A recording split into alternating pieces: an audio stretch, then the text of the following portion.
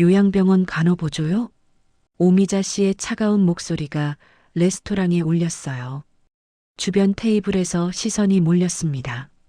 어머님, 그런 말씀은. 도윤아, 현실을 봐야지. 우리 집안에 그런 사람이 들어온다고? 제 얼굴이 불타오르는 것 같았어요. 60년을 살면서 이런 모욕을 당해본 적이 없었습니다. 사랑도 급이 있죠. 아무나 다 똑같은 사랑을 할 수 있는 건 아니거든요. 목소리가 점점 커졌어요. 다른 손님들이 수군거리기 시작했습니다. 집안도 학벌도 경제력도 뭐 하나 내세울 게 있나요? 제 눈에서 눈물이 흘러내렸어요. 변명 한마디 할 수 없었습니다.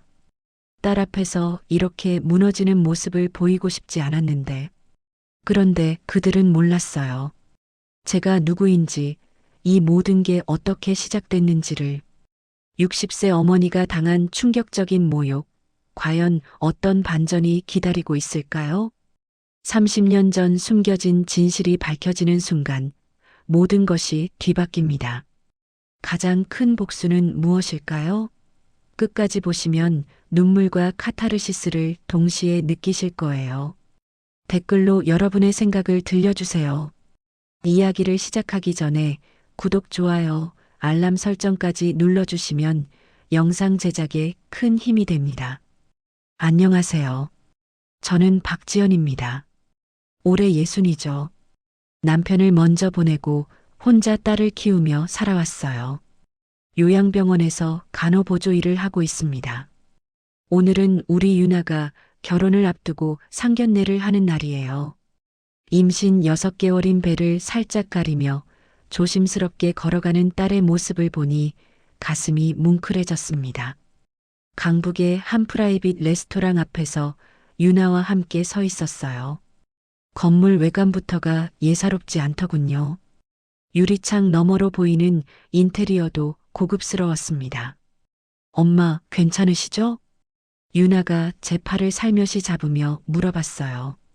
아이 표정에 걱정이 가득했습니다. 그럼, 우리 딸이 좋은 사람 만났다니까 얼마나 다행인데. 그렇게 말하긴 했지만 솔직히 마음 한편이 무거웠어요. 예비사위 강도윤 씨는 대학병원 외과의사라고 들었거든요. 유나도 같은 병원 간호사지만 아무래도 집안 환경이 다를 거 아니에요. 레스토랑 문을 열고 들어서니 조용하고 차분한 분위기가 흘렀습니다.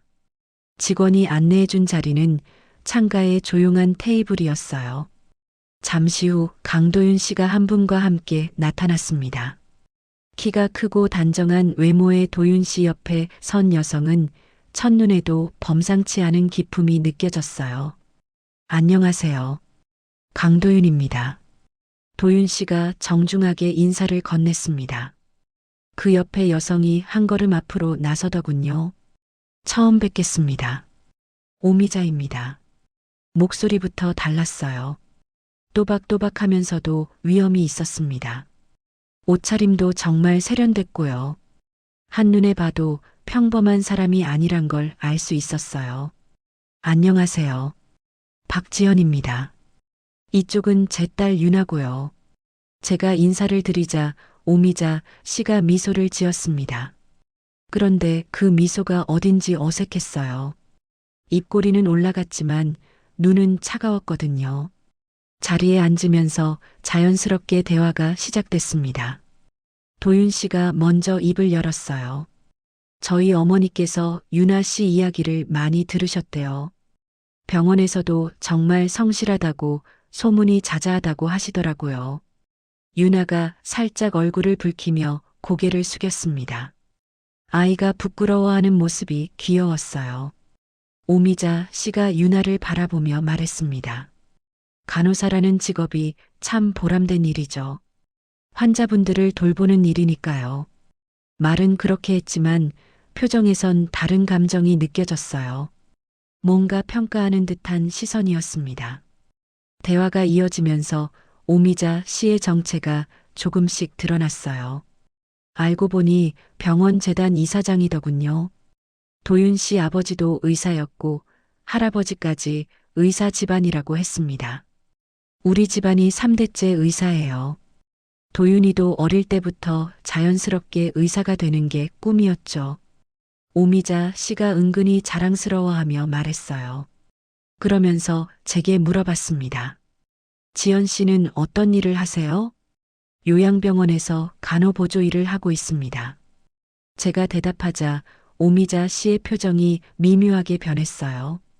눈썹이 살짝 치켜 올라갔습니다. 아, 그러시군요. 짧은 대답이었지만 그 안에 담긴 의미가 무겁게 느껴졌어요. 마치 그 정도 수준이구나 하는 뜻으로 들렸거든요. 분위기가 어색해지려는 순간 도윤 씨가 재빨리 화제를 돌렸습니다. 유나가 정말 따뜻한 사람이에요. 환자분들이 얼마나 좋아하는지 몰라요. 그제서야 오미자 씨가 다시 미소를 지었습니다. 하지만 여전히 진심 어린 미소는 아니었어요. 식사가 나오면서 대화가 자연스럽게 이어졌지만 공기 중에는 묘한 긴장감이 흘렸습니다. 오미자 씨가 던지는 질문들은 겉으로는 관심 표현 같았지만 실제로는 우리 집안을 품정하는 것 같았어요. 유나가 가끔 제 손을 꼭 잡으며 미안하다는 듯한 표정을 지었습니다. 아이도 이 분위기를 느끼고 있는 거죠. 식사가 끝나갈 무렵 오미자 씨가 의미심장한 말을 했어요. 앞으로 좋은 인연이 되었으면 좋겠어요. 물론 서로 다른 환경에서 자란 아이들이니까 조금씩 맞춰가야 할 부분들이 있겠지만요. 그 말에서 앞으로 쉽지 않을 거라는 예감이 들었습니다. 상견례는 무사히 끝났지만 진짜 시작은 이제부터인 것 같았어요. 메인 요리가 나오면서 분위기가 미묘하게 바뀌기 시작했어요. 오미자 씨가 와인 잔을 천천히 돌리며 입을 열었습니다. 요즘은 참 세상이 많이 바뀌었네요. 무심한 듯 던진 말이었지만 어딘지 의미심장했어요. 저는 조심스럽게 반응을 살폈습니다. 어떤 면에서 말씀이세요? 간호사도 의사랑 결혼을 하네요. 예전엔 상상도 못했는데 말이에요. 오미자 씨의 목소리가 차갑게 식었습니다. 마치 빙하가 녹지 않는 겨울바람 같았어요. 유나의 얼굴이 순간 굳어지는 게 보였습니다. 도윤 씨가 당황한 표정으로 어머니를 바라봤어요. 그러나 오미자 씨는 아랑곳하지 않고 계속 말을 이어갔습니다. 물론 나쁘다는 건 아니에요. 그저 시대가 바뀌었다는 얘기죠. 유나가 애써 밝은 표정을 지으며 대답했어요. 저희는 서로를 사랑해서 결혼하기로 했습니다. 그 순간 오미자 씨의 입가에 비웃음 같은 미소가 스쳤어요. 차가운 시선이 유나를 훑어 내려갔습니다. 사랑도 급이 있죠. 아무나 다 똑같은 사랑을 할 수 있는 건 아니거든요. 가슴이 철렁 내려앉았어요. 제 눈동자가 잠시 흔들렸지만 꾹 참았습니다. 유나가 당황해서 저를 바라보는 게 보였거든요. 어머니로서 딸 앞에서 무너질 수는 없었어요. 어머님, 그런 말씀은. 도윤 씨가 조심스럽게 끼어들려 했지만 오미자 씨가 손을 가볍게 들어 말을 막았습니다. 도윤아, 현실을 이야기하는 거야. 결혼은 두 사람만의 문제가 아니잖니. 오미자 씨가 저를 바라보며 물어봤어요. 지연 씨는 어느 대학을 나오셨어요? 고등학교를 졸업하고 바로 일을 시작했습니다. 제가 솔직하게 대답하자 오미자 씨의 눈썹이 살짝 올라갔어요. 마치 예상했다는 듯한 표정이었습니다. 아, 그러시군요. 요즘엔 대학 교육이 필수인데 힘드셨겠어요. 겉으로는 동정하는 것 같았지만 실제로는 무시하는 말투였어요. 가슴 깊은 곳에서 뭔가 뜨거운 게 올라왔지만 꾹 눌러 참았습니다. 그때는 집안 사정이 어려워서요. 대신 유나만큼은 제대로 공부시키려고 했습니다. 유나 씨는 어느 대학이죠? 오미자 씨가 유나에게 시선을 돌렸어요. 유나가 조심스럽게 대답했습니다. 지방국립대 간호학과입니다. 지방대군요. 오미자 씨가 고개를 끄덕이며 말했어요. 그 짧은 말 안에 얼마나 많은 무시가 담겨 있는지 모르겠어요. 도윤이는 서울대 의대를 나왔거든요. 아버지도 서울대, 할아버지도 경성제대 의학부셨고요. 자랑하듯 말하는 오미자 씨의 목소리에 어딘지 우월감이 묻어 있었어요. 마치 우리와는 다른 세계 사람이라는 걸 강조하는 것 같았습니다. 유나가 점점 작아지는 게 보였어요. 임신한 몸으로 이런 스트레스를 받는 게 걱정됐습니다. 집안도 중요하죠.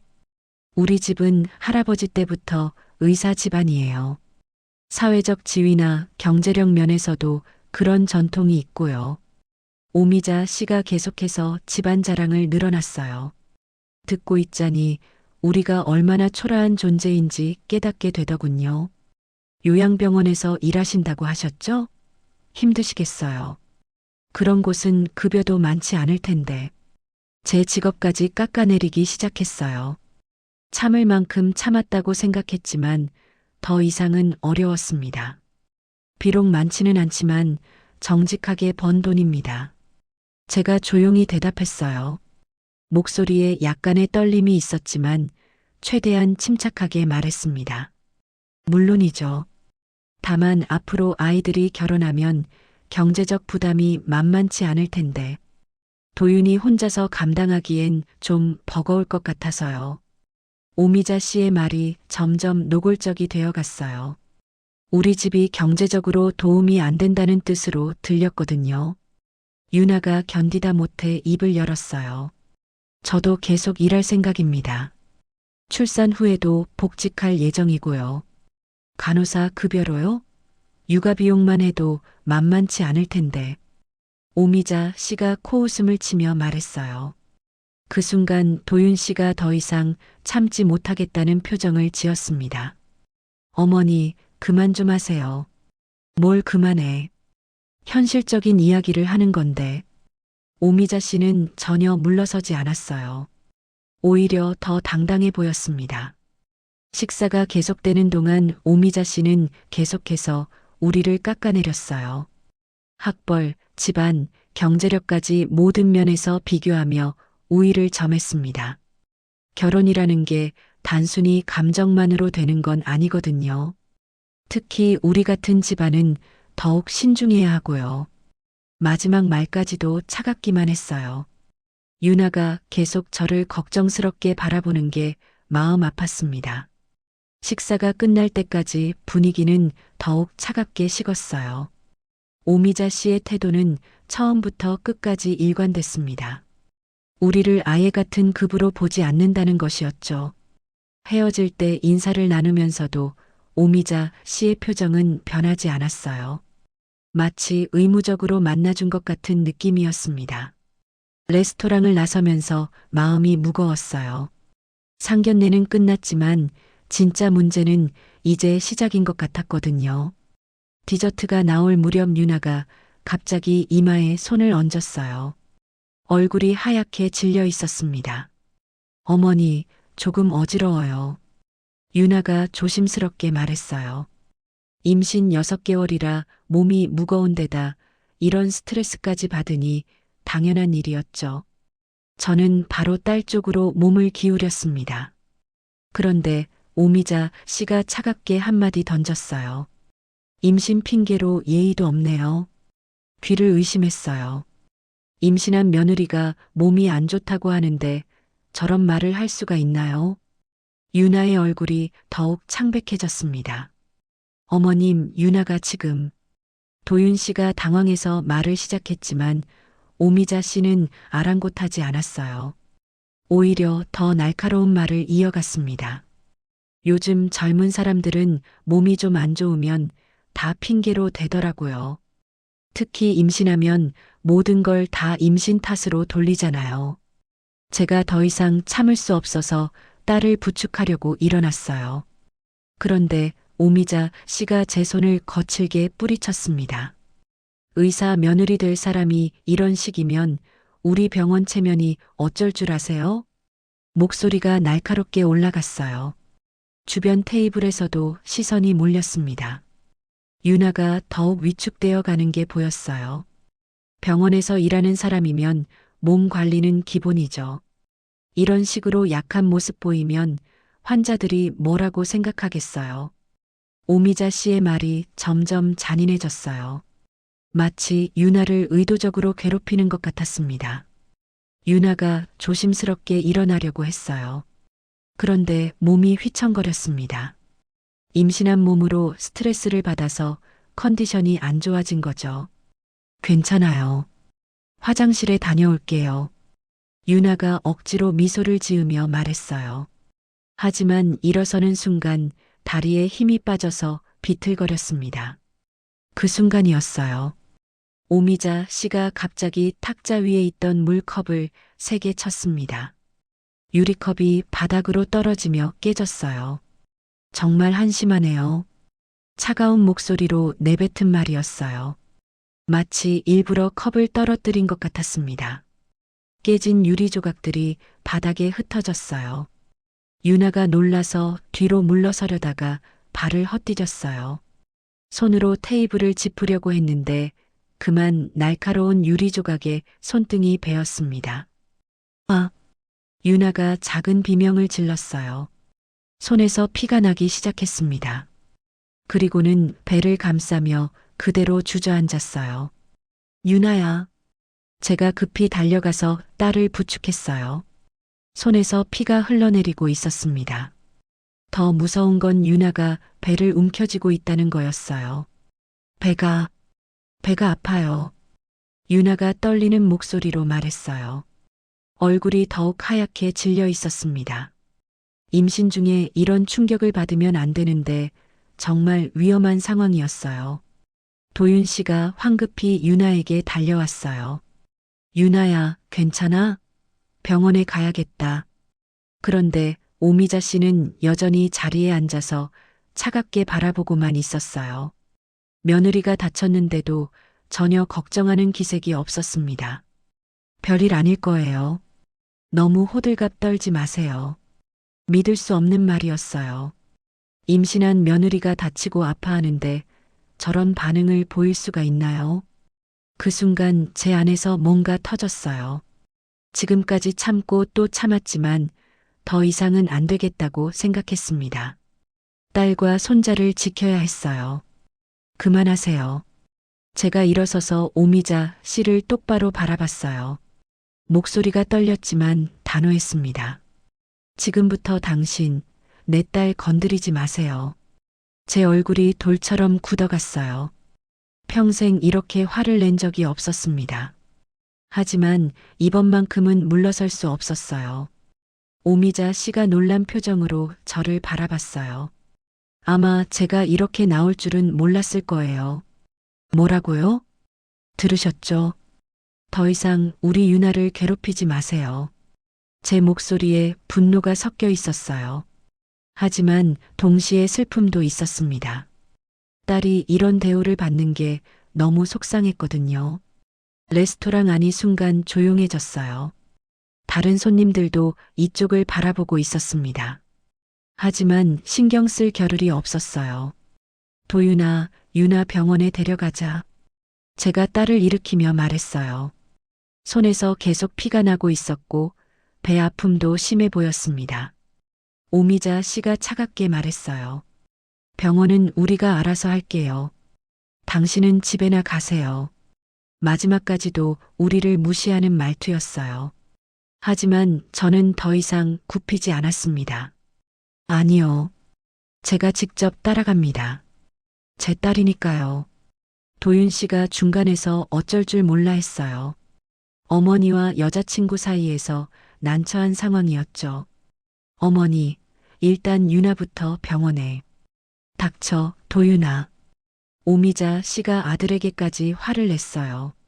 완전히 이성을 잃은 상태였습니다. 저는 유나를 부축하며 레스토랑을 나왔어요. 도윤 씨가 황급히 따라왔습니다. 오미자 씨는 끝까지 자리에 앉아 있었어요. 택시를 타고 병원으로 가면서 유나가 제 손을 꽉 잡았어요. 엄마, 미안해요. 무슨 미안한 소리야.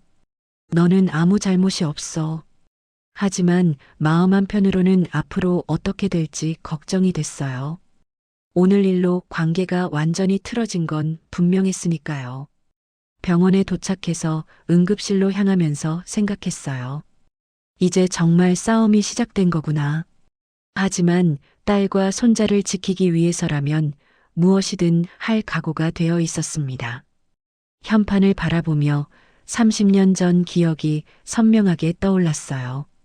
1995년 저는 28살이었습니다.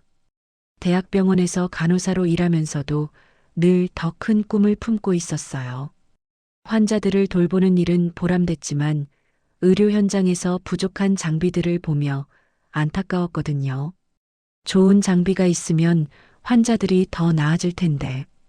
그렇게 중얼거리며 퇴근길에 의료기기 전시회를 들렀던 게 시작이었어요. 외국에서 들여온 첨단 장비들을 보며 감탄했습니다. 하지만 가격이 너무 비쌌어요. 그때 한 가지 아이디어가 떠올랐어요.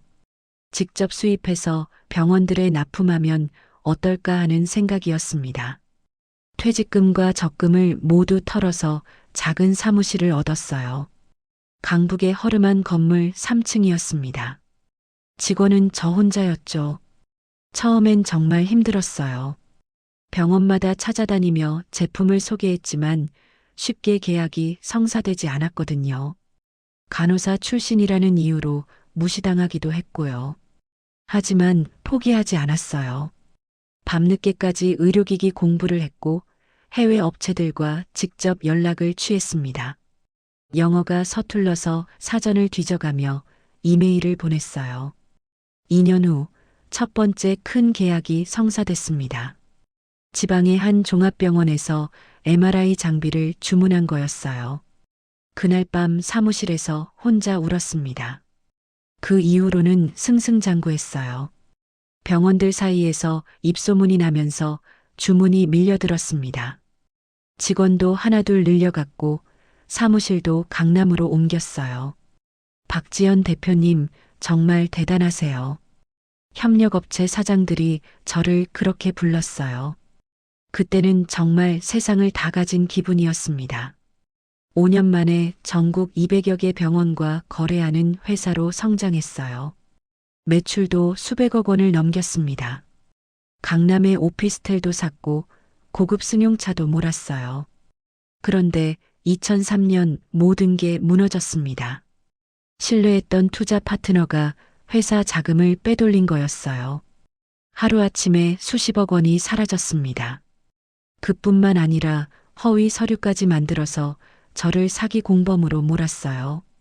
박지연 씨, 이제 끝났어요.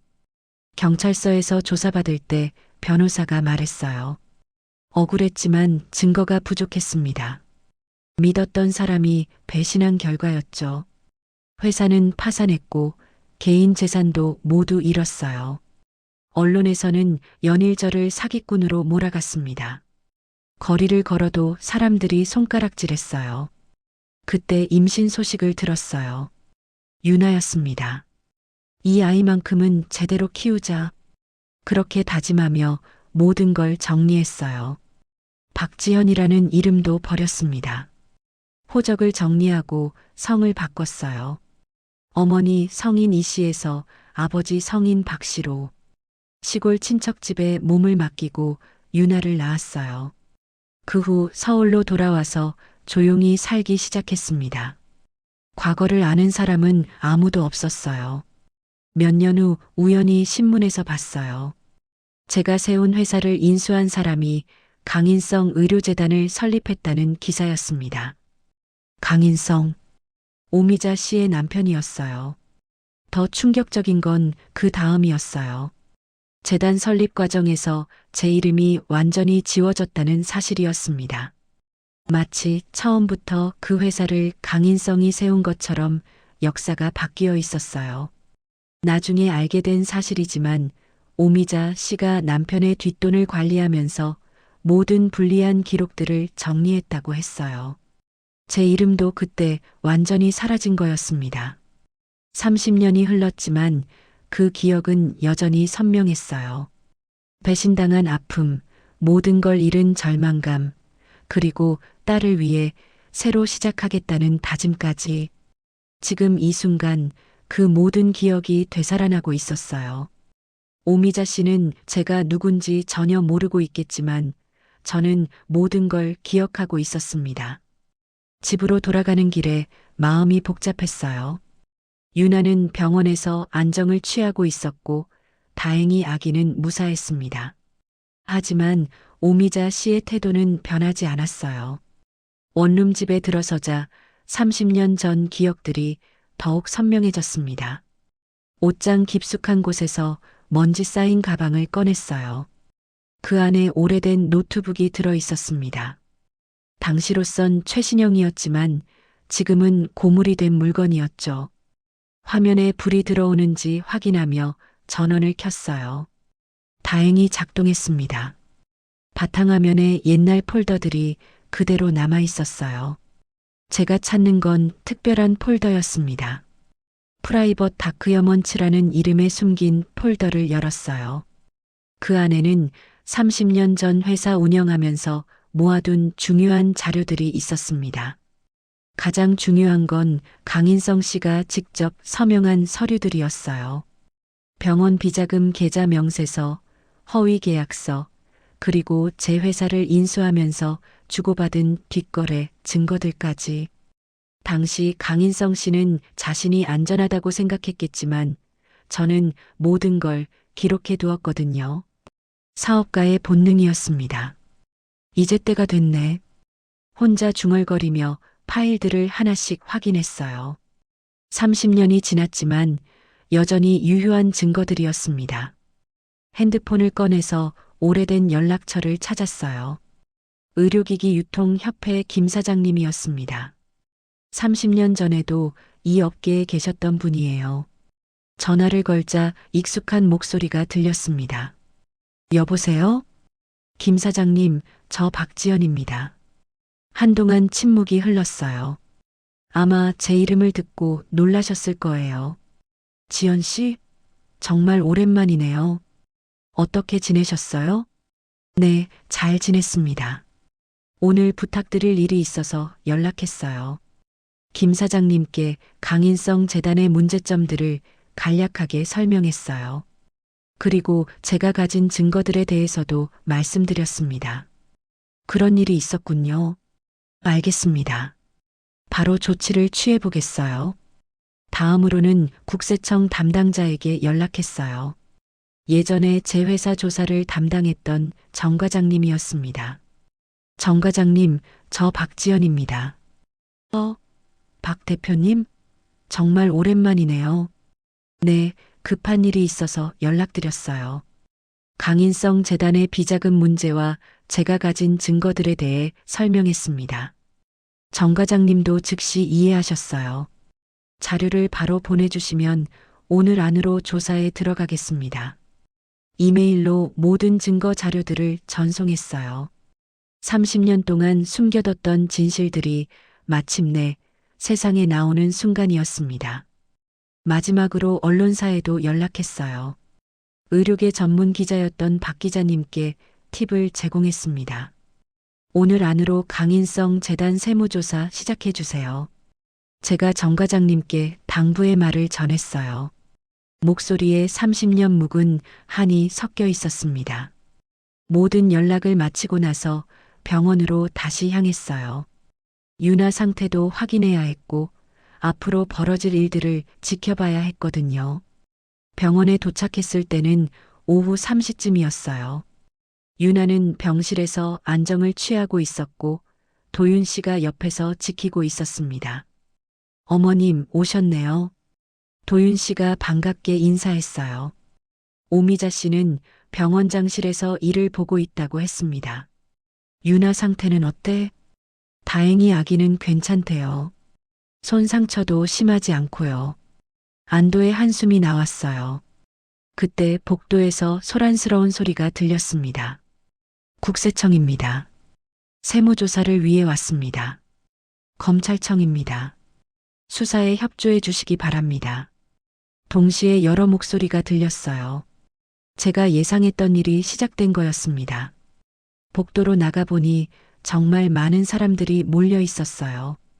국세청 직원들, 검찰 수사관들, 그리고 언론사 기자들까지. 병원장실이 어디죠? 국세청 팀장이 물어봤어요. 간호사가 안내하며 엘리베이터로 향했습니다. 저도 뒤따라갔어요. 30년 만에 진실이 밝혀지는 순간을 놓칠 수 없었거든요. 병원장실 앞에 도착했을 때 오미자 씨가 당황한 표정으로 나왔어요. 갑작스러운 상황에 얼굴이 하얗게 질려 있었습니다. 무슨 일이시죠? 오미자 씨가 떨리는 목소리로 물어봤어요. 평소 당당했던 모습은 온데간데 없었습니다. 강인성 의료재단 세무조사입니다. 비자금 조성 의혹에 대해 조사하겠습니다. 국세청 팀장이 공식적으로 통보했어요.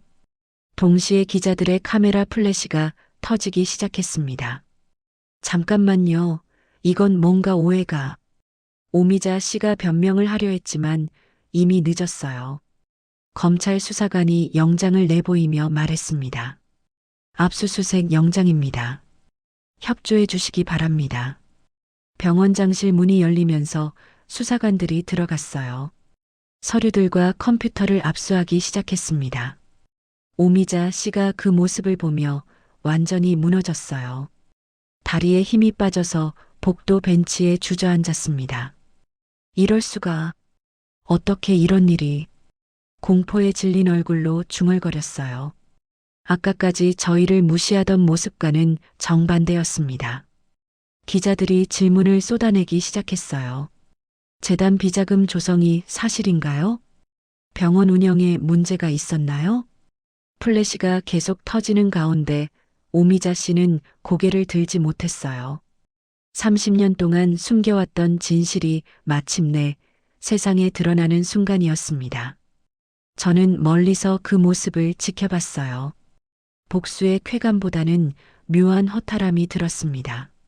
하지만 이제 딸과 손자를 지킬 수 있을 것 같았어요. 아직 끝나지 않았다는 걸 알고 있었습니다. 오미자 씨가 가만히 당하고만 있을 리 없으니까요. 6개월이 흘렀어요. 봄이 다시 찾아왔습니다. 저는 작은 사무실에서 서류를 정리하고 있었어요. 벽에 걸린 현판에는 박지연 장학재단이라고 적혀 있었습니다. 30년 만에 제 이름을 다시 걸었어요. 이번에는 숨길 필요가 없었거든요. 대표님, 서류 준비됐습니다. 직원이 들어와서 말했어요. 오늘은 첫 번째 장학금 수여식이 있는 날이었습니다. 장학재단의 목적은 명확했어요. 의료진 간의 신분 차별을 없애는 것이었습니다. 간호사든 의사든 모두 생명을 살리는 소중한 일을 한다는 걸 알리고 싶었어요. 수여식장에 도착하니 많은 사람들이 모여 있었어요.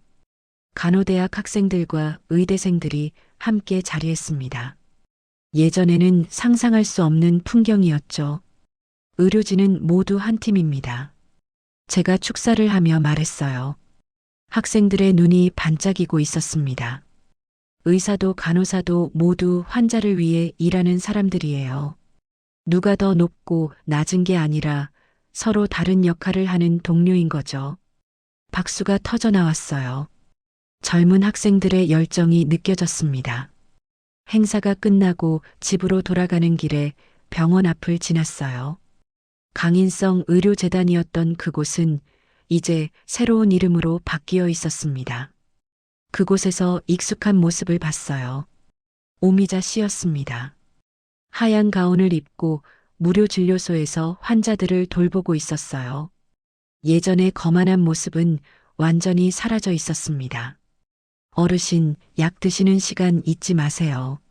노인 환자에게 친절하게 말하는 모습이 보였어요. 진심으로 환자를 걱정하는 표정이었습니다. 오미자 씨는 병원장직을 사임한 후 매일 이곳에서 봉사하고 있었어요.